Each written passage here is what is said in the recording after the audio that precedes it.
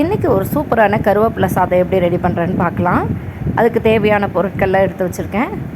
கருவேப்பிலை 2 கைப்பிடி அளவுக்கு, ஒருத்தருக்கு 1 கைப்பிடி எடுத்துக்கலாம். இப்போ நான் 2 பேர்த்துக்கு சமைச்சிருக்கேன். 2 கைப்பிடி அளவுக்கு கருவேப்பிலை வெறும் வாணலியில் போட்டு நல்லா வறுத்து எடுத்துடலாம் இந்த அளவுக்கு. அடுத்ததாக 2 வரமிளகா, சின்ன ஸ்பூனில் 1 ஸ்பூன் தனியா, 1 ஸ்பூன் ஜீரகம், 1 ஸ்பூன் மிளகு, இதெல்லாம் 4 பொருளையும் போட்டு நல்லா சிம்மில் வச்சு வறுத்து எடுத்துடலாம். இப்போ இந்த அளவுக்கு கரகரப்பாக அரைச்சி எடுத்து வச்சிடலாம். அடுத்ததாக நல்லெண்ணெய் 3 ஸ்பூன் விட்டு, கொஞ்சம் கடுகு, 1 ஸ்பூன் உளுத்தம்பருப்பு, 1 ஸ்பூன் கடலைப்பருப்பு, 2 வரமிளகா, 1 கைப்பிடி அளவுக்கு நிலக்கடலை, 4-5 தட்டின பூண்டு பல், அது எல்லாத்தையும் சேர்த்து நல்லா வறுத்துட்டு கூடவே கொஞ்சம் கருவேப்பிலை எடுத்துக்கிறேன்.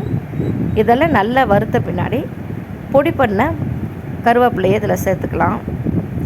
இதை 1 நிமிஷம் பரட்டி விட்டு தேவையான அளவுக்கு உப்பு, ஒரு அரை மூடி அளவுக்கு எலுமிச்சம்பழம் புளிப்பு சுவைக்கு சேர்த்துட்டு ஆறின சாப்பாடு இதை கூட சேர்த்து நல்லா பரட்டி எடுத்தோம்னா சுவையான கருவேப்பிலை சாதம் ரெடிங்க. இது போல் நீங்களும் செஞ்சு பாருங்கள், ரொம்பவே டேஸ்டியாக இருந்துச்சு. இதை நான் உருளைக்கிழங்கு வச்சு சாப்பிட்டா ரொம்ப நல்லா இருந்தது. தேங்க்யூ.